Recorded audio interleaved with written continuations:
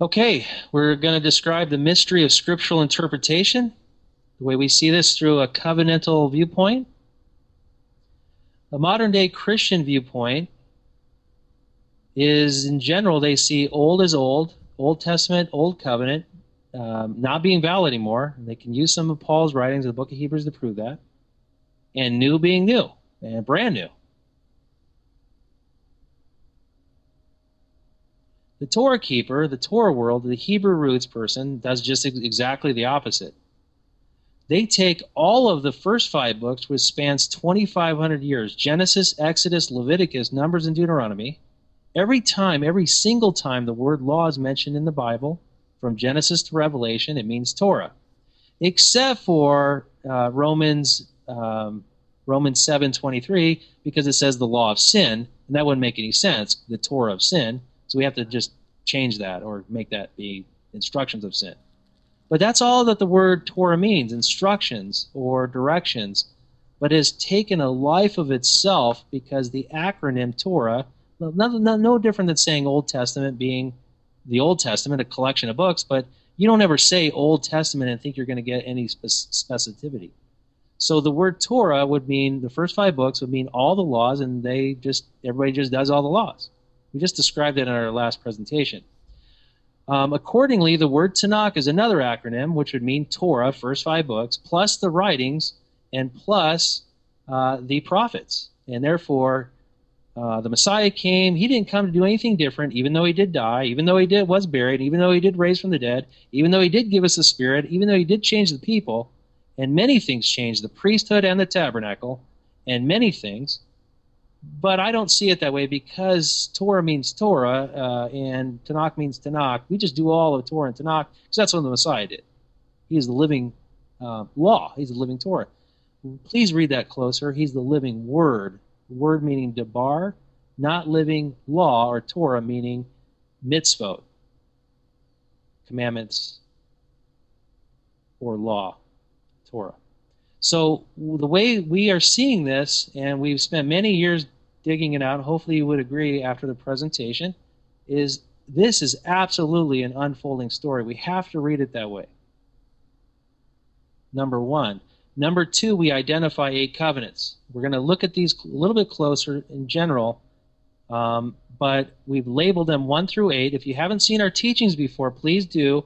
We spend time looking at them. We're going to have a covenant series that we're going to actually dive in, and that's when there will be true revelation, when we can actually see all the terms and conditions, which is number 3, examining the terms and conditions of each covenant, each contract, and you will start seeing the most amazing, phenomenal plan that the Father put together, bit by bit, piece by piece, through each of these covenants through an unfolding story. These are the only 8 covenants. You will not find another one that the Father made with man. He made 1 through Noah. He made 2 of them through Abraham. 1, he changed his name to Abraham. He made 3 actually through Moses, and this frustrates me when people say the Mosaic Covenant.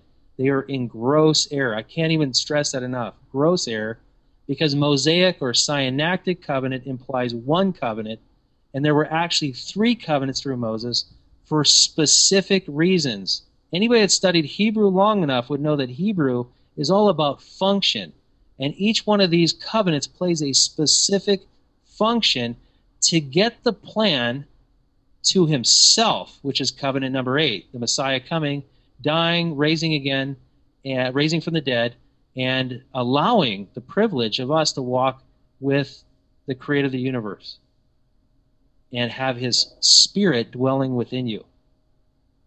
Now, all of these covenants, they hang, all scriptural interpretation hangs on these covenants, these 8 covenants. What I mean by they hang on is there's twists and turns of the story. It's like a dramatic event happening in a movie. You want to take close attention when something drastic happens to change the storyline. The plot changes, maybe there's new characters introduced. That's what we're seeing, new characters, a new plot, a new event, and up until Covenant 4 was complete, right after that, there were changes made because of men were disobedient. It's that easy. You can find disobedience through every scripture, every page almost in the Old Testament of disobedience. And that's why covenant 5, 6, and 7 came in. We'll explain. What is the significance? In other words, why am I listening to you? Why is this important? You look, everybody talks covenant. I love it when they say it. Everybody talks covenant. Just because you hear the word covenant doesn't mean you can define what the word covenant means. See, everybody knows the name Jesus. A Mormon, a Jehovah's Witness, even an Islam person, a Muslim. If you say Jesus to 3 different people, they're going to get 3 different ideas. And there's people that teach covenant. It's not a secret. Covenant is the center of the scriptures. But the interesting thing is nobody actually makes it about covenant. Nobody. Because they haven't identified these specific 8 and the function they play. They always default to Torah or law, and it becomes abstract. No, it's a renewed covenant. No, it's a new covenant. And they don't even know what the covenant is. They can't even describe the covenant, so they just avoid. In fact, somebody recently has said, it's a wild card. I don't know what we don't know what the new covenant is. That's a problem, because you're in the new covenant, and your salvation depends on it. So what's the significance?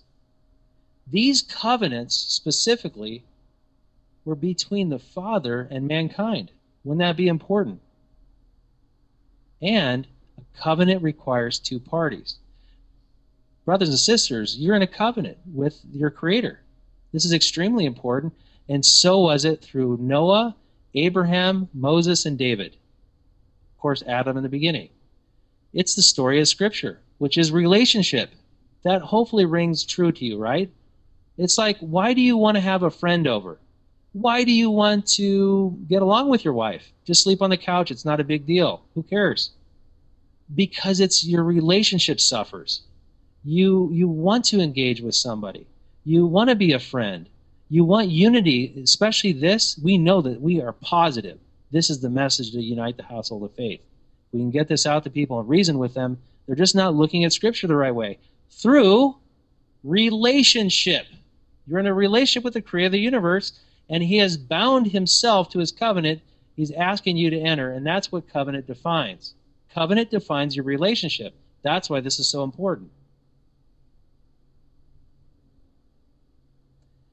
I want to speak real quick on missing the story. If you miss the story, the storyline, the twists and the turns, the dramatic events, because of religious viewpoint, you're going to miss the beauty of this, and you might even miss the kingdom. That would be the dramatic part. That would be the real drastic part of this. So what about the fall? In your religious viewpoint, are you going to put emphasis? See, I want you to put emphasis on these events. The fall. How about the Nephilim? What about the flood? Was that an important event? How about the Tower of Babel? Abraham getting called out of a land. Look, nobody was called except for Abraham out of the land of Babylon. How about him having Ishmael, major disobedient problem? How about him finding Isaac a wife? How about Abraham finally going to sacrifice his son as a test? Isaac having twins, 2 nations in the womb. Jacob's name being changed to Israel. That's a big issue to understand. That Israel is a man named Jacob. That's all it is. It's taken a whole life of its own. How about Israel blessing, or Jacob blessing his 12 boys? Is that important? How about Joseph saving his family? This actually brought the people into Egypt, which was the center of the covenant promise, is that they would be in a country not of their own, and it happened through this event. How about Moses at the burning bush? Was that important, that he spoke to the angel to call his people out? How about the plagues of Egypt? Was that important? Is that part of the covenant that he would punish that nation? What about the deliverance of the firstborn? What is firstborn? Is that important, a firstborn inheritance? Do we need to know that? By the blood of the Lamb and through the Red Sea. So they came out through the Passover, through the blood. It's all about the blood. And they came through the Red Sea. Any significance of that? How about Moses making 7 trips up Mount Sinai? We're going to look at that, how important those actually were. The golden calf, was that important at all, or does that just get whitewashed into a good Torah reading? How about the sin of the 10 spies? Any emphasis on that? Did anything change? Did a 40-year penalty mean anything? 40-year penalty? How about the book of the law? Now, this would mean book of the Torah, the first 5 books. No, it isn't. Notice it says book of the Torah, and it came in after 40 years. It came with curses. Very significant. How about rejecting Yahuwah as king? Was that important? The splitting of the kingdom. Any significance to that? Scattering of the 10 tribes. And they never came back. For reasons, for covenant reasons. Because of the book of the law, the curse that we just looked at. Now, how about the Messiah dying for you? That's important, right? To find you a lost sheep of Israel. That's you. Now, this is only a small sample that I took from dramatic events. But if you don't see it as a story, an unfolding story, you're just got religious goggles on, religious glasses. And we're just gonna march to the beat of what a teacher's teaching, gonna do some good laws. Now, that's important. Information's important. Revelation you can find it in the words and the meaning of the Hebrew words. But if we miss the big picture of what Scripture's all about, and it's anchored to a dramatic story that only these 8 covenants are anchored into, with the twists and the turns can be described, these events don't mean a hill of beans to you. The unfolding story. So, why is that important? I've got a movie camera here, and I want you to think of it like you're watching a movie. And here's our covenant plan. We're going to put it on the movie screen. It's important that if you're watching a movie, do you ever begin a movie halfway through? Do you ever pay a full price of a movie ticket in a cinema and you show up halfway through or 2/3 of the way there? See where covenant number 8 is? I showed you the Christian Old and New Testament. That's like showing up 2/3 of the way through the movie thinking you got this story licked because you got what the word grace means, you understand what the word saved means, and you've got a couple scriptures to support it. Maybe there's more to the story. Maybe we need to understand how this story unfolded. I'm going to send the first man, Adam, and we're going to look at this through an unfolding story, if this just makes sense to you. So let's pretend like we're reading the beginning of the story. Is that okay? We're going to begin the beginning, and we're going to look at Adam. Adam is specifically designed and written in Genesis 1 and 2 to describe the covenant that the Father made with Adam. It's that simple. That's why we're reading Genesis 1 and 2. Were you there? Was anybody else there? Was Noah there? Abraham there? Was Moses there in the garden? Wouldn't it be fair to read it as if you're reading a story, and Adam is who you put in the story at the proper time because you're reading Genesis 1 and 2. It describes the covenant made with Adam. How about the fall? The entire chapter of Genesis 3 is designed around the fall. It's talking about what made him fall and the covenant that he broke and how Satan entered the picture. And there's our storyline. All the problems of Scripture begin with Adam breaking that covenant. And here's a picture of him and Eve leaving the garden. A story. He is leaving his presence. Guys, the kingdom, the land you want to inherit, you better know the story and you better know why. Adam broke the covenant. That's where the story began. Do we just want to forward Torah up to Deuteronomy and think we got the story understood?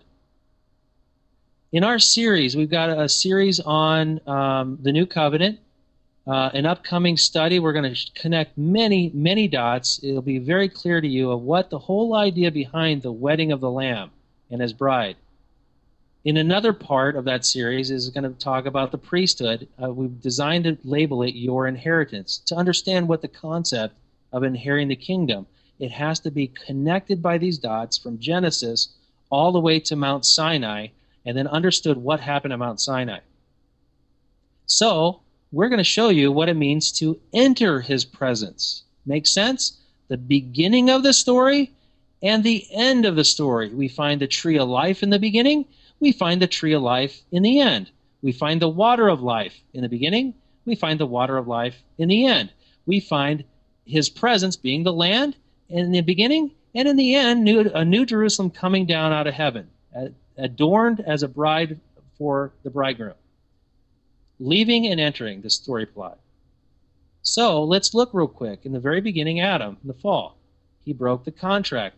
Now, a covenant has a contractual aspect. Look, a teacher can go ahead and say that it doesn't because it fits their theology, but that doesn't mean it's true. And many people are coming against this because they say, no, it wasn't a contract. Really? Then what happened with Adam then?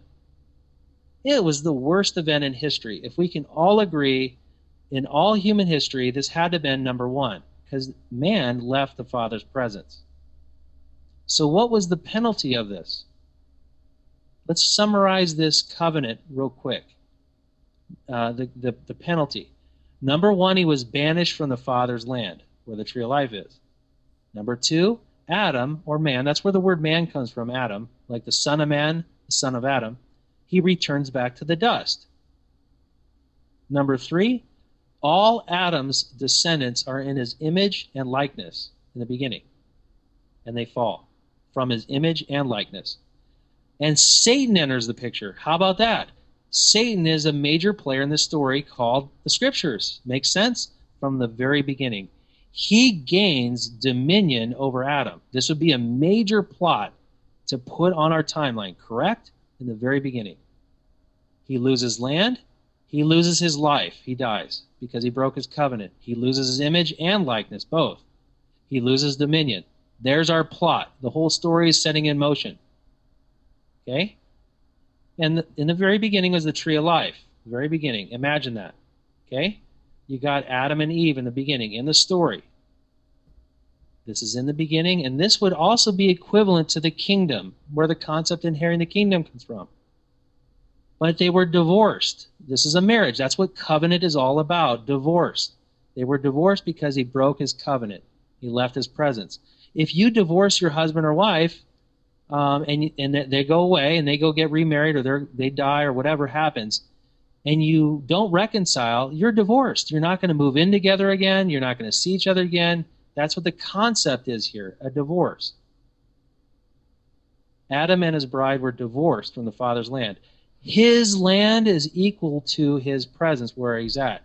We're in the fortunate period of grace right now because his presence dwells within a believer to get us to the land. In Genesis 3:24, look at this very closely. So he drove out the man, and he placed cherubim at the east of the Garden of Eden, and a flaming sword which turned every way, to guard the way to the tree of life. Notice the word drove out. Drove out is the word garash, Strong's 1644, to mean expel or divorce, to put them away. Aha, there's a covenant here, and he is divorced. They are gone. This is a major problem, guys. We're entering the drama. Remember, we're watching a movie. He's distanced from his presence now. So he lost his inheritance through disobedience to his covenant. Now, just quickly, you will not find anywhere in Scripture, if you have a Christian understanding, you will not find anywhere where anybody had favor for disobeying their covenant. You're in a covenant with the Messiah. Wouldn't that be important to know?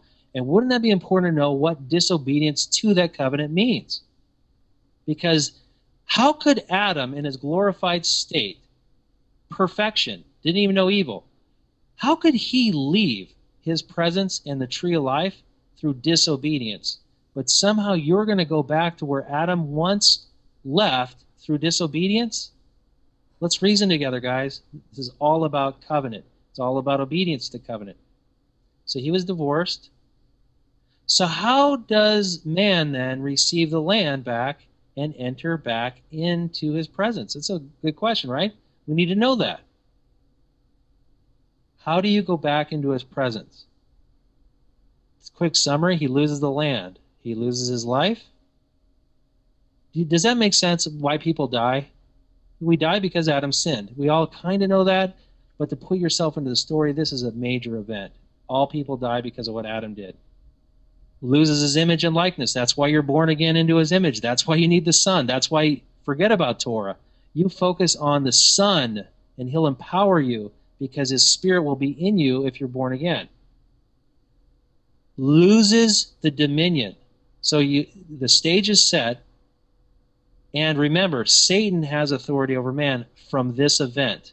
Man had authority over his land, but then he not only lost the land and was kicked out, now Satan is over him and has authority over man. But there is a huge hope awaiting. There's only one ray of hope through this disaster of Genesis chapter 3.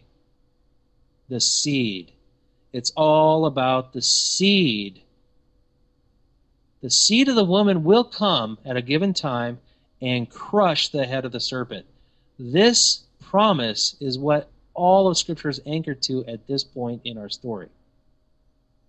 That the Messiah will crush the head when he comes. But remember, he hasn't come yet. We're in the story, okay? He hasn't come yet. And you can't rip out the Old Testament to understand why he came.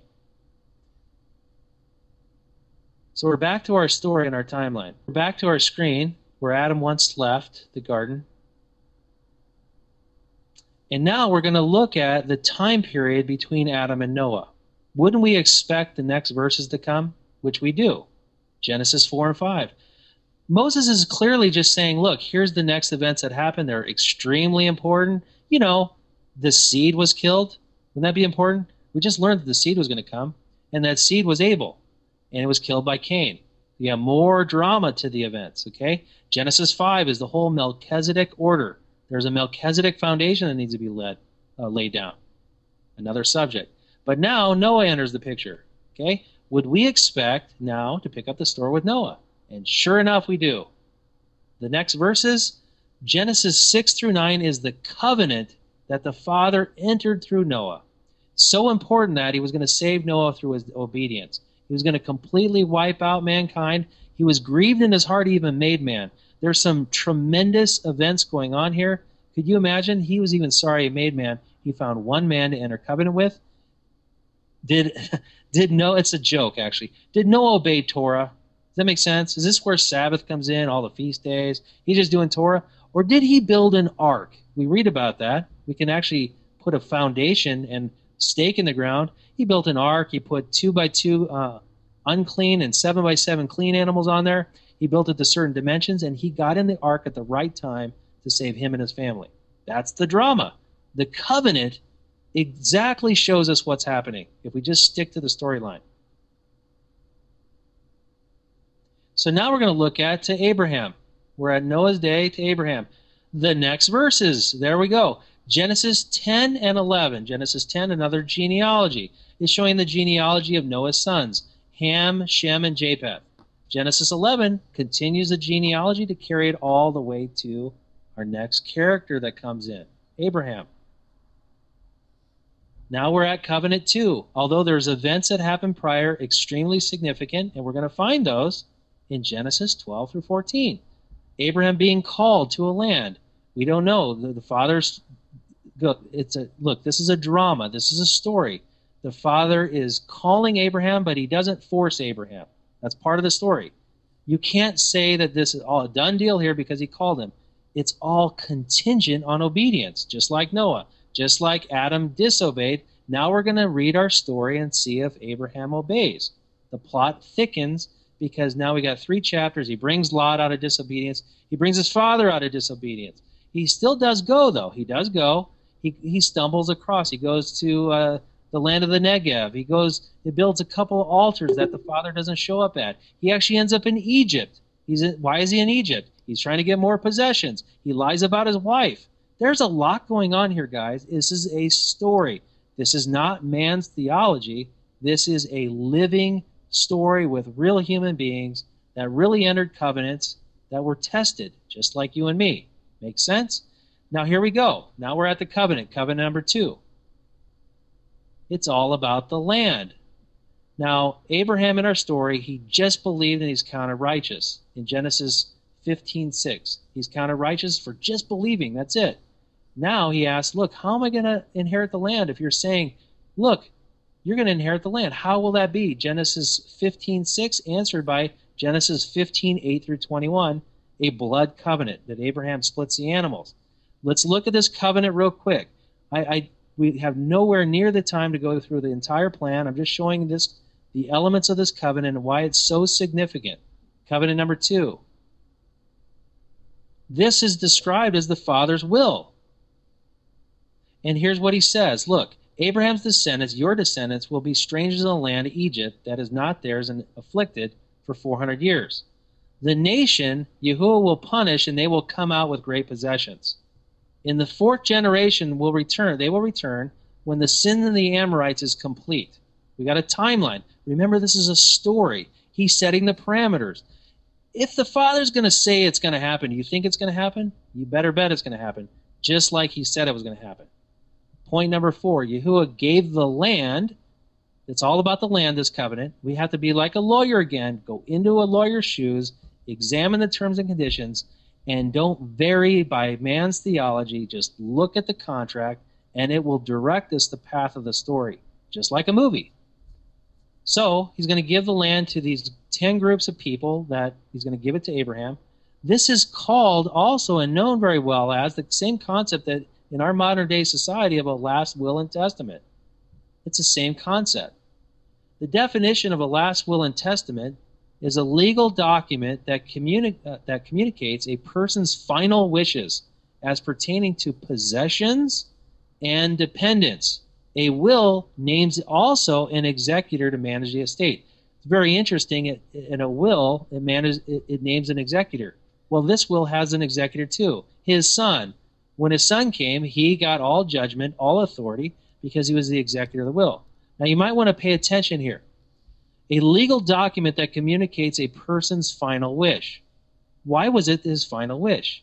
Because Abraham didn't make this covenant. We need to know the parties. The father and the son made an ancient blood covenant together where death is the penalty for the violators, and the son was the Goel kinsman redeemer standing in on Abraham's behalf, and you and me, and everybody before he even came to earth. The stage is set. The story is ready. It's all about the will, this covenant. It's also known as the land deed. If you've ever given possessions or you have an heir to your estate, well, when you die, you're not going to do anything with it, and it's handed down. It's a land deed. It's also known, though, this is extremely important, the will of Elohim. I use God here because the Christian goes, well, I don't know what the will of God is. I do. I found it. It's covenant number 2, but it's anchored into covenant 3 and 4 because the story played out. Remember, at this point in history, Abraham has no descendants. Don't you think that's a big part of the story? If we read, number 1, Abraham's descendants will be a stranger land. He doesn't have descendants. Number 4, Yahuwah will give the land from the river Euphrates, Egypt to the river Euphrates, to Abraham's descendants. He doesn't have descendants. He didn't even have a son yet. Part of the story. This is the will. And the entire New Testament sits on this foundation. This sits on every foundation. This is the foundation of the land. Remember, the land is his presence. We've already established that through Adam. Now, we go back to the next verses. More of our story. Abram, for 24 years, we're not quite sure. If somebody could help us, whether it's 13 or 24, but we know he's at the age of 99, somewhere between, and Ishmael is the product of Hagar. Disobedience, Genesis 16, is showing a giant covenant event that they didn't believe, they didn't quite believe, and the Hagar event. Sarah says, Hagar, go ahead and sleep with my husband because I can't have kids. I don't believe in the promise yet. And, we're going to just produce it that way, through the flesh. That never works. Part of our story. I bring another Abraham there because his name is now changed to Abraham. You can just see the progression of events. Now we're at Genesis 17. This is the blood covenant, another blood covenant that now Abraham has to enter himself. He has to shed his own blood. He's circumcised. There's so much more going on here. But I'm going to continue the story as now the seed is now guaranteed by blood covenant. You got the land and the seed. We've got a story now, guys. Abraham will have a son inside of this covenant. You will name him Isaac, and he will be born within a year. Now we actually have parameters around that covenant. It's growing. The story is growing. Now we're at Abraham. Let's look at what happened. Remember, the Father already told you what's going to happen because we already read it. It's bound by blood covenant, and him and the Son made it. Genesis 18 through 50. We could just forward all these events and just quickly summarize. There's so much we need to talk about here. But just quickly to summarize, the covenant was established in these chapters through Isaac and Jacob and then to his 12 sons. Think of it like the possession, like we talked about. Now, the Father is going to, we already looked at the Isaac verse earlier, actually in the other study. Please look at the other study. In Genesis 26, he then guarantees the same covenant promise to Abraham. Isaac, and then Jacob, and then Jacob's name is Israel, and that's where Israel comes from and his 12 sons. It ends with Joseph dying at the end of Genesis 50. But that now leads us into the story of 12 boys. There's 12 boys. They've been now multiplied. This is significant. I'm telling a story here that is so significant because for the first time in 2,500 years, the Father entered one covenant with Adam, one covenant with Noah, one covenant with Abraham. He passed it to one man, Isaac, one man, Jacob. He split that covenant blessing as Jacob was anointed and blessed his sons in Genesis 48 and 49. Now is the stage is set. Abraham's descendants he's been faithful to his covenant promise. He has multiplied them. Those 12 boys have approximately, we know it's 600,000 males. Who knows how many females and kids are along, but there are 600,000 males multiplied through those 12 boys. Arguably a 13th because Joseph's boys are split between Manasseh and Ephraim. But what we're reading, guys, is our story. The culmination of the promises to Abraham and his seed going to the land. Well, we just read that will in the covenant number 2. Everything is coming to pass. This is important. Let's pay attention to the story. The Father's marriage to Abraham's descendants. Guys, you're married to the Creator. This has everything to do with you because they didn't fulfill the promise. We're going to read that in our story. The book of Exodus is all about this story of Abraham's descendants about ready, going to enter into covenant, and something very bad happens. Very bad. It destroyed the whole arrangement. We label covenant 4 and 5. We're going to break this distinction down soon. I'm going to skip that for right now just to show you the highlight of how bad this was, because this book of Exodus had a little bit of a side note when you get to, if you're reading as a story, Exodus chapter 32 comes the golden calf event. We're going to read into the Father's heart right now. This is the Father speaking.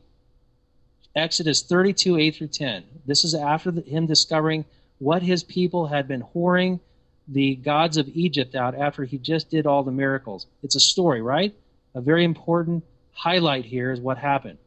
They have turned aside quickly out of the way which I commanded them. This is our covenant number 4, the original plan. They have made themselves a molten calf and worshipped it and sacrificed to it and said, "This is your God, O Israel, that you brought out of the land of Egypt." And Yahuwah has said to Moses, "I have seen these people, and indeed it is stiff-necked people. Now therefore let me alone, that my wrath may burn hot against them, and I may consume them. I will make you a great nation." You can see his heart into this story, right? It's a done deal. Moses shatters the tablets. His righteous anger spilled out on the people, and the covenant was broken. We're going to get to that. So what happened as a result? Moses shatters the stone tablets. This is the covenantal agreement. It's done. It's over. Moses asks now, wait a second, who's on Yahuwah's side? He's going to see if there's any way he can repair this to the best he can. The Levites were the ones that respond. Guys, Christians, up until this point in our story, there's a covenant entered. It's the first set of stone tablets. And check it out. There's no sacrifices yet. The sacrificial system hasn't come in. You can't entangle the 10 Commandments and the first offer with sacrifices because they came in because they broke the blood covenant. And the first responsibility for the Levites, they were immediately instructed to kill their brothers. 3,000 died, and atonement was required for a broken covenant. Atonement is always required for a broken blood covenant. That's why you must finish the race by keeping your blood covenant. Covenant we label number 8 with the Son. We're held at a higher standard than these people because we can even read this story and we have his presence inside us, which they did not. Everyone who sinned was blotted out of the book, which was the book of the covenant, made in Exodus 24, 7 and 8. It's silly to actually think that the book of the covenant applies to us. This was over at this point. Yahuwah plagued the people. Big problem. And the Father said he would not go with them to the land. Do you remember our story in the beginning, the land? The Father's now saying, look, I called you out of Egypt to marry you and then take you to my land to be my bride. Now, do you see the story here? He's not going to go with them. This would be like a time where, oh, what's going to happen, right? What's going to happen? That's what we're reading. The land was going to be their inheritance. Without your inheritance, without land, you have no inheritance. You have nothing to pass on. However, there was an alternative plan that was needed. Quickly, we don't have time to get into all the nuts and bolts. I'm giving you a summary. We're going to do this in our next study, the Mount Sinai connection. We are going to break down what you're looking at. Covenant 4 and 5 are all within a 100-day period of time. You could actually generalize it and say it's the first 40-day trip and the second 40-day trip. There's more to the story than that. I'm generalizing this. Covenant number 4, we're just going to go ahead and label as Book of the Covenant, even though that was altered as well. But you got the 10 Commandments. You got covenant number 4, the Book of the Covenant. And covenant number 5, here we go. This is the key for the Torah people. Torah never means first 5 books. It always means this, the Law of Moses, an alternative covenant, the second set of stone tablets. Again, that doesn't mean the book of Leviticus isn't valuable. I'm not saying that. This is a covenant, though, that we're looking at. Covenant 4 and 5. 4 is the original plan. 5 is the alternative. Book of the Covenant was blood ratified. This is why the Levites killed 3,000. That's why the sacrificial system comes in, because now we got a broken blood covenant on our hand. This, I guess you could say, is imposed law. People love using this term, imposed law. I don't have a problem with it, but the reason why it's imposed law is because the children of Israel were not given an option whether they want to enter the covenant or not enter the covenant. It was their only remedy. It's all they had. And Moses did it on their behalf. It's like somebody entering you into a deal without your signature on the deal. That doesn't sound fair, does it? Well, guess what? The option is don't go to the land, die forever, and be outside of his presence. Or, Moses, can you please somehow put a Band-Aid on this? The Book of the Covenant is the first 40-day trip as well. There's more to the story here. The second set was given to the second 40-day trip of the mountain. This is the first set of stone tablets, and this covenant is the second set of stone tablets. In the Mount Sinai connection, the next study we hopefully will be doing next week, we will break these 7 trips down. It is essential to rightly divide these 7 trips. So 7 trips Moses made up and down the mountain that has everything to do with the new covenant and every single issue of Scripture, because it involves Abraham's descendants, both in the flesh and in the spirit, both from Exodus all the way to Revelation. That'd be pretty important, right? And there was a big change that took place. The 10 Commandments was given on the 3rd trip Moses went up the mountain. We're going to, again, break this down next study. The Book of the Covenant is separate from the 10 Commandments. We'll explain that. But it was given as well on the 3rd trip for a specific reason. The law of Moses came on the 7th trip up in the mountain. Now I'm going to show you real quick this first set of stone tablets was actually given on the 5th trip. So you can see, look, the 10 Commandments in the Book of the Covenant on the 3rd trip. On the 5th trip, the first 40-day trip was the first set of stone tablets, and the 7th trip was the second set. So we'd have to go, why the 5th trip, right? There's theologies built around this single verse. Yahuwah said to Moses, come up to me on the mountain and be there, and I will give you tablets of stone and the law and the commandments, which I have written, that you may teach them.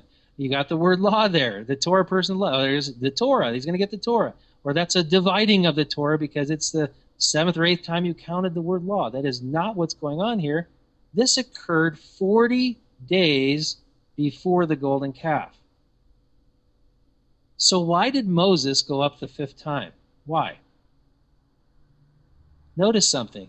He goes up for 40 days. Has nothing to do with the people at all. The tabernacle instructions. He's going to anoint a high priest. We know that to be Aaron. He's giving Moses instructions for the Ark of the Covenant. Now there's more like the showbread, the incense, the altar, the Holy of Holies, all the furnishings. That's all included. We're talking about Exodus right after this verse here. He goes up, Exodus 24:12, through chapters 25 through 32, the golden calf. But there's for a reason. Hopefully you can see the connection here. We're at least interested enough to come to our next study where we can show you why. We're going to give you the whys. When you learn the whys, it changes your life. It does. It changes your life. Again, we're going to look at this in the Mount Sinai connection. The fifth trip, not the third, when he got the Ten Commandments and the Book of the Covenant. The fifth trip, something unique happened for a specific reason. Okay, the Ten Commandments. We are now going to look at the distinction. We have nowhere near, I'm trying to make this a quick study. Unfortunately, this might be an hour, hour and a half. I'm giving you the bullet point right now. Next study, we'll look at this more in detail. The golden calf changed everything. The golden calf is the reason between 4 and 5. That is point blank, the reason. So the Book of the Covenant is Exodus 21:1 through 24:8. It was blood ratified. This verse, although it's in Deuteronomy, was written 40 years later. It's a summary of what Moses said occurred with the giving of his covenant. His covenant is the Ten Commandments. His covenant with Abraham's descendants has always been the Ten Commandments and still is now. They've just been written on your heart. But in Deuteronomy, he actually gives us a very quick summary of this, what happened 40 years earlier in Exodus 21:1 through 24:8. He declared to you his covenant, which he commanded you to perform. There's no secret here. The Ten Commandments is his covenant, not the book of the covenant, the Ten Commandments. The next part of this actually tells you what the book of the covenant is. And he wrote them on 2 tablets of stone. He didn't write 120,000 words on the 2 stone tablets. He wrote the Ten Commandments. And then he says, and Yahuwah commanded me at that time to teach you statutes and judgments that you might observe them in the land. It's all about the land, where they're going to go, which you cross over to possess at that time. Remember, they both happened on the third trip. We'll show you that in the next study. But what he's doing here, guys, this is a story. He's making an entire nation. Remember, he entered a covenant with 1 million people plus, 600,000 males. And he has to give them additional instructions on how to execute the covenant. It's like all the extra laws. In our Constitution, we don't have you can't speed 65 miles an hour. It's just life, liberty, and the pursuit of happiness. But there's more laws. Those would be statutes or ordinances, judgments, and decrees that came along with that initial agreement we label as agreement number 4. You could say the Book of the Covenant. The original plan, though, was the Ten Commandments. And we'll show you that next week. Now, the golden calf, the law of Moses. Notice this. This is clearly the golden calf, after the golden calf, and it's clearly the second set of stone tablets. On your own time, please read Exodus chapter 34. It's the alternative covenant. He wrote on the tablets in Exodus 34:28, after the golden calf, the words of the covenant, and lo and behold, the Ten Commandments. It's the same covenant, always has been, with Abraham's descendants. But things changed. The book of Leviticus is the statutes and judgments of that alternative covenant number 5. These are the statutes and judgments and laws, there's the word law, instructions, which Yahuwah made between him and the children of Israel in Mount Sinai. Wait a second, by the hand of Moses. That's in there several times in Leviticus. Notice it says law of who? Law of the Father, law of the Creator, law of the Messiah. It is the law of Moses. It's Moses' law. This covenant, guys, I should have showed you verse 27. I might later in a few slides here. Verse 27 says he made the covenant with Moses and with Israel. Now that there's a specific covenant, Moses becomes lawgiver. Again, we're going to fill in the gaps. Please don't miss this next study. It is going to be so important to see why he went up 7 times up the mountain. The Book of the Covenant and the Law of Moses, the distinction. Both covenants, 4 and 5, are the Ten Commandments. They just have statutes and ordinances and decrees and judgments. They're all of the covenant, of how to administer the covenant, just like the New Testament is how we administer the Melchizedek priesthood, which not many people read in the Torah world because they're reading the first 5 books. That's okay. Read the first 5 books, but don't skip our Melchizedek priesthood, statutes and ordinances and decrees and judgments of the New Testament.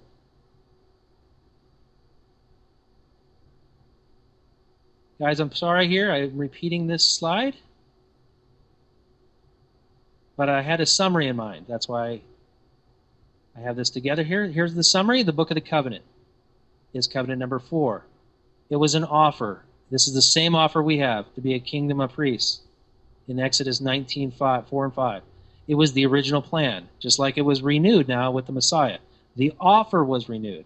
The covenant was the 10 Commandments, and the statutes and judgments of administering the covenant was Exodus chapters 21 through 23. It was broken. The law of Moses, though, is covenant number 5. The Levites, remember, had to kill 3,000, and they were made priests because of what they did. Does that make sense why they got the priesthood? Because what they did. They atoned for the original plan that was broken, and an alternative arrangement was made, but the Levites' position in Covenant 5 is nowhere near where it could have been in 4 and where you and I have a shot to stand before the Son of Man. I'm going to give it all I've got. I know I've got brothers and sisters who walk with me who are going to give it all they got. But that's why I'm here telling you, sharing with you with all my heart, that there is a covenant you need to understand to get there. Because you will not get there without understanding this covenant. And that's the offer. The Levites' position was given only as a temporary solution. It was nowhere near what we have a shot for, to be in his presence. The 10 Commandments, as the covenant again, the sacrificial system, and here's this entry of the sacrificial system. Does that make sense, Christians? It wasn't part of the original plan. It was part of the broken blood covenant, so now blood offerings had to be made on a temporary basis, and it's all connected. You cannot, Torah people, strip out the first 7 chapters of Leviticus and just throw in the trash and go, well, I don't have to do sacrifices because there's no temple, and yeah, the Messiah did come, he did die. That's what he did away with. He did away with that. Guys, it's part of one covenant. You can't just take some parts of the contract out and keep others in. You either all stands or all doesn't stand. It's just the way any court of law will share with you. A judge will tell you that. And this is the judge of the universe. The book of Leviticus was the statutes and judgments of administering the covenant. That's simple. Let's look at a verse now. Let's bring in some Galatian verses. Now, the law was not based on faith. On the contrary, so don't you think it's important to read the whole verse and go, what is he quoting? On the contrary, it says, the person who does those things will live by them. What is Paul talking about? He's quoting the alternative covenant number 5, the law of Moses, Leviticus 18:5. Makes sense? Does that make sense why it's not of faith? It was imposed law. They had no choice. Is the law, therefore, opposed to the promises of Elohim? This is a few verses later. Look at this. Clearly says it. Paul masterfully has covenant language, nails these subjects, and nobody understands. Absolutely not. For if a law had been given that could have imparted life, then righteousness would certainly have come by the law. Do you see how a Christian absolutely understands these verses? They can go, look, I can't keep the laws to make me righteous. It's by my belief, my faith in the blood sacrifice in the Son, even if they don't even call him the right name. Don't give him such a hard time, because they're at least calling on him. They may not have been revealed his true name, but you're not even walking by faith because you're hanging on to a temporary covenant. Do you see the problem? The same verse is quoted in Romans 10:4. I love the Torah people misquote this verse. It's quoting the same verse, the same temporary covenant. For the Messiah is the end of the law for righteousness to everyone who believes. What is he talking about? Let's keep reading. For Moses writes about the righteousness which is of the law, the temporary covenant, the law of Moses. The man who does these things will live by them. He's quoting again the covenant. He's writing covenant language. So the Torah guy reads this and go, no, he can't be the end of the first 5 books. So the word end can't be right. Just like the word fulfill can't be fulfill, the word end can't be end. But guess what end means? Let's look at it. End is Strong's 5056. Telos. End means termination. It also means the limit at which a thing ceases to be. The last in any succession or series. That by which a thing is finished. It's closed. To set out for a definite point or goal. Or the point aimed as a limit.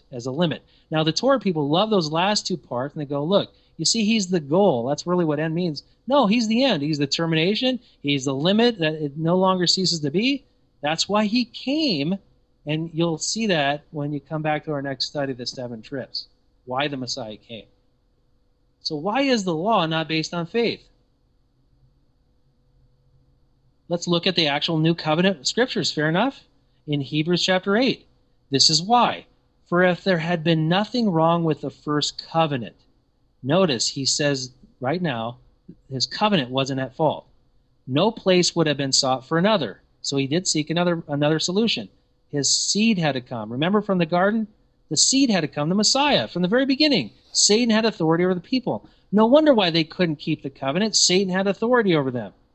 But Elohim found fault with the people, and he said, and I go on, you have to read the rest of the verses of the New Covenant verses. That's why the law is not based on faith. But he says this a couple verses later, I will put my laws in their mind and write them on their heart. The 10 commandments made you not want to steal anymore, commit adultery. Hopefully not. Hopefully you're not committing adultery anymore, stealing, coveting.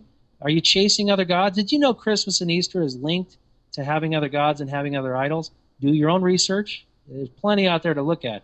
Look, I was woken up to this, so as many of my fellow brothers and sisters, but maybe it's not your time to be revealed these things, but it is now. You're watching this, you're held accountable, go research it. But the 10 commandments, start reading them. Have no other gods, have no other idols. Don't take my name in vain. Keep my Sabbath day. Honor your father and mother. You shall not kill. Or the Messiah took it to another level. Not even have hate for your brother.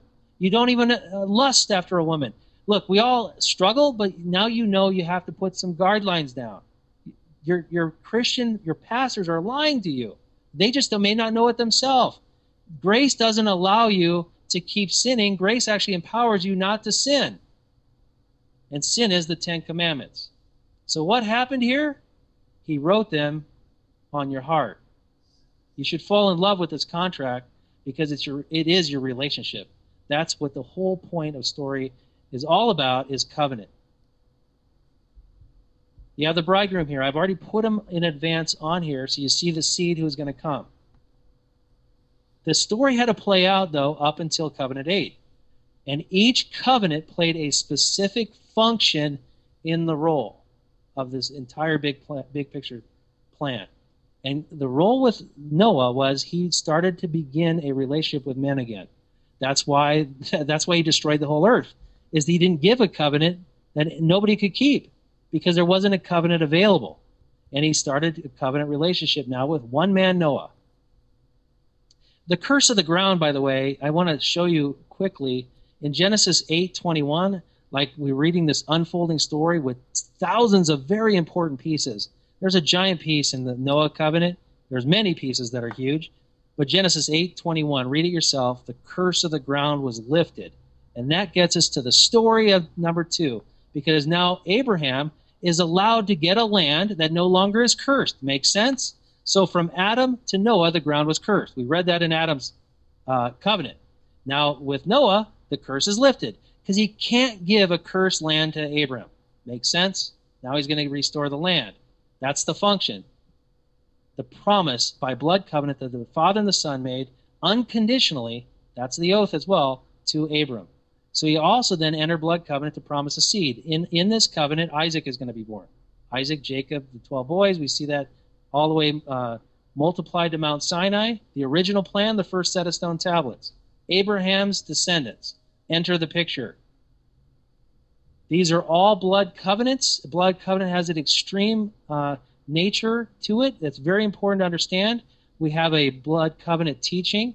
I strongly advise you to go look at that and watch what a blood covenant is. You'll see the nature of a blood covenant because you, my brother or sister, are in a blood covenant with the Son of the living Elohim. And this was the original plan. This was supposed to be the fulfillment of the promises. This is a story again. The seed going to the land about to come to fruition by obeying his voice. They did not obey. Problem with the golden calf? And now we're going to fill in the rest of the gaps. Just real quick, this is hours upon hours and hours of study and notes I'd have to share with you. This is big picture. The Spirit is going to have to show you this. The original plan was broken, the golden calf, and from there to there, nothing but disobedience. Nothing but disobedience. Any Torah person in their right mind should not be reading those stories, all the prophets. In our last study, the intro on your identity, we showed you that 30 of the 39 books of the Old Testament all center around the prophetic between David and the prophets. It's all about disobedience, and all 30 of those books are centered on the seed coming. The writers of Scripture knew the covenant plan. We just don't. And remember, this Torah movement, if you think, hey, who are you? Look, the Torah movement's only 30, 40 years old. They just didn't have the right way to look at it. I don't care who I am. I just want to find the truth. I'm trying to give it to you. From that day they left Egypt, it's been continual disobedience up to the Messiah. Why? Because Satan had power over the people. Does that surprise you? Do you see why you have to remain in obedience to your blood covenant? He protects you. Satan has no power over you. In fact, he has nothing over you. However, if you're breaking those 10 commandments, if you're outside of his guidelines, he has power over you. You want to get back into right standing? Then repent and go back into the covenant and keep it. And guess what? Satan will flee. But up until that point, Satan has power. That's why they were always disobedient. And to summarize this real quick, the golden calf changed the plan. Enter the story of the law of Moses, covenant number 5. The scriptural definition is not the Torah of Moshe. It's the law of Moses. You can say Torah of Moses. It's a second set of stone tablets. But check this out. After they left, they're supposed to go to the land. They get a 40-year penalty because of the bad report of the 10 spies. The 40-year penalty comes, and guess what? Now the book of the law comes. It comes as a specific function. It had a function and a purpose to it, not to fit a theology. In Deuteronomy chapter 1, verse 3, clearly read it. I'm writing this in the 40th year on the 11th month. Why the 40th year? Because there's a 40-year penalty. And now we're going to put you under curses. You can't read Deuteronomy and take some good verses here and leave out the bad ones. Read, if you want to think that this is a good thing happening, it's not. The book of Deuteronomy or Leviticus weren't even supposed to be written. Remember that. If they would have obeyed to begin with, those books wouldn't even be written, and you can't quote those verses against me. But there are good verses there, and there are important verses, and we can use them in the right context. But if you're going to quote Deuteronomy, quote the whole thing. Deuteronomy 28, 27, 28, 29, 30, and 31. He called heaven and earth against them. He called the book of the law itself against them, put it next to the Ark of the Covenant. Deuteronomy 31, 26.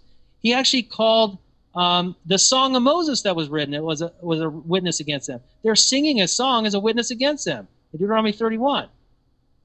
It played a function, a very important function, and this is exactly what Paul is talking about in Galatians 3:10, that anybody who obeys and relies on the law are under a curse, for cursed is anyone who is doing those that are written in the book of the law. Guess what he's quoting? Would it surprise you? Deuteronomy 27:26. Then he says, a couple verses later, cursed is anyone who hangs on a tree. The Messiah hung on a tree. He's quoting Deuteronomy again, Deuteronomy 21, where the Messiah did fulfill the curses of this covenant, complete covenant in its entirety. It included commentary, though, as well. It was in effect in the land. That's what put them under curses. And when they got to the point, even in the book of the law, even in Deuteronomy, he knew what was going to happen. He put a provision if you get a king. Did he want them to get a king? No. We read the story in 1 Samuel 8. He did not want them to get a king.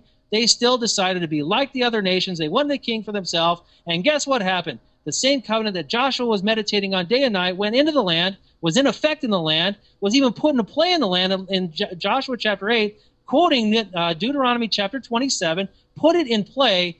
6 tribes on each mountain, Mount Gerizim and Mount Ebal. They repeated the curses and the blessings of the covenant, and the last curse was, cursed is anyone who does not obey all the words of this covenant, the book of the law. Well, inside there was a provision. If you do get a king, here's the provision. And they did ask for a king, and Solomon actually broke the entire covenant in every which way. Had multiple wives, multiple horses, multiple gold and silver, which was part of the covenant you're not supposed to do. So then, eventually, the 2 tribes split. We cover this in the identity teaching. There's 2 marriages, and they were divorced forever, according to the book of the law. The house of Israel never came back. Please watch that teaching. This ended in a very bad tone. This, my brothers and sisters, is a story. It is a living, breathing story that really happened, but you need to know the right points to the story to actually understand what was going on. Otherwise, it's just good Torah stuff. We don't want good Torah stuff. We want to know what happened. And you don't want to go back to the first husband. The first husband will not take you back. Praise Yahuwah, he says, praise my son. And look, we pray to the Father through the Son, and there's a gateway through the Son. There's a function. He's the high priest. He's the mediator. You go through him. You don't go back to the first husband because he will not take you back. He gave it all to his son, all authority and all judgment. 2 marriages. The first covenant was with the Father, Yahuwah, and his Abraham's descendants, and it was a covenant in the flesh. And the new covenant is in the Messiah, Yahushua, and it's with his son. And guess what? You're Abraham's descendants. And Christians, do your research. There's several New Testament verses. You're Abraham's descendants. You're also called Israel. Watch my identity teaching, please. And it was a covenant in the Spirit. That's why you have the Spirit. His presence is within you. They did not have that, guys. And now, this is the big picture of that first marriage. Here is the first marriage. This period right here. It involved covenant 5. It involved covenant 6. It involved covenant 7. There's a divorce that happened. How is this all going to get reconciled? You got to read the whole story and know the pivot points, and I guarantee you Paul's writings will come alive to you. It ended in a certificate of divorce, and the first husband will never be able to marry the wife again. Only if he dies. Guess what? He did die. His son died. We know he's one with the Father. So in the Mount Sinai connection that we are going to get to in our next study, it is extremely, extremely important because the New Testament writings all revolve around the New Covenant, or the New Covenant and the New Testament revolves around Mount Sinai. It all revolves around the trips that Moses made up the mountain, the events that transpired, and the alternative covenant made called the Law of Moses. You'll see, if you haven't seen it enough tonight, you will see it with bright colors in our next study. It will be so evident what the Law of Moses is. Unless you're just care about a religious following and you just insist on bashing everybody and trying to keep every law you can. There's a reason we keep laws, though. There's a reason. But we have to have the right reason, the right heart behind it. The answer is, though, why? Why do I say that? It's because the first marriage was the failure of the people to fulfill the promises that Yah made to Abraham, their father, remember our story from the beginning with Adam, the seed going to the land. That seed being the Messiah. This should make perfect sense of the 2 covenant parable in Galatians chapter 4. Please read that tonight or whenever you can. There's so many verses that should be popping to you right now. But this 100-day period or so, this period altered the entire plan, you could call it, of quote-unquote salvation. I'm circling 4 and 5 would be in there as well, the golden calf.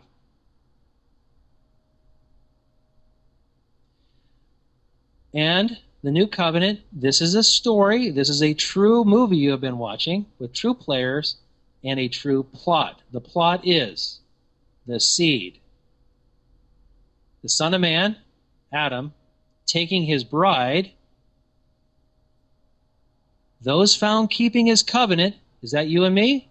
I hope so. I really do. To the land. That is our story. And it's that simple, but you could see how complex it is as I was explaining it.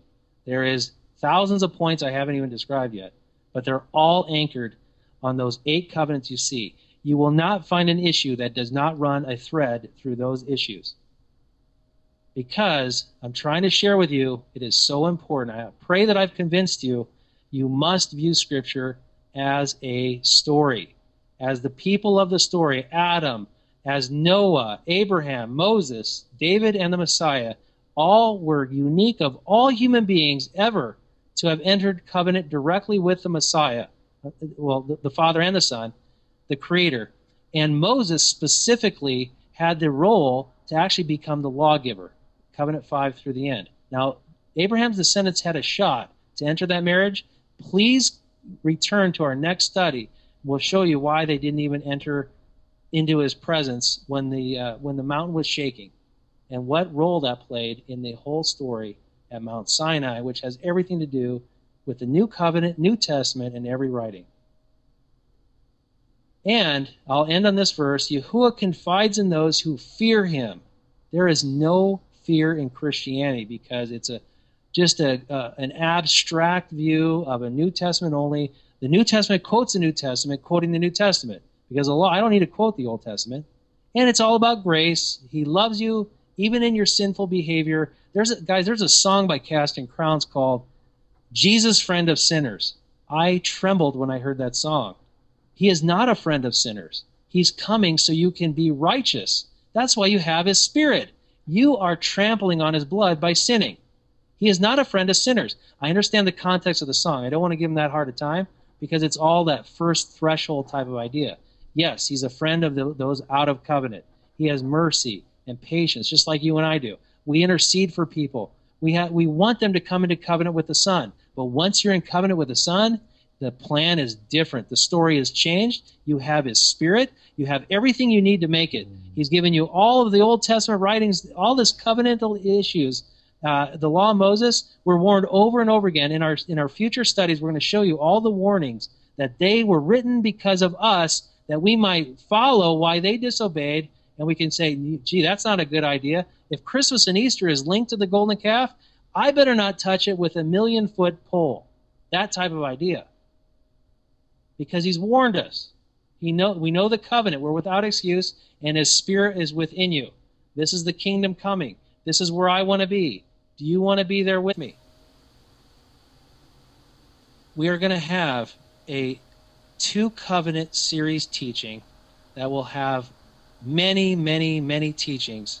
We'll try to keep them shorter so we can bring out all of the details. But I promise you, the general details you have seen tonight, there are thousands of points that back up all the other points. I'm giving you big picture tonight. And in the upcoming series, I hope that you would consider looking at these teachings with all the love in my heart out to my brothers and sisters, that we might be in the kingdom and make it and finish our race, finish this fight of faith.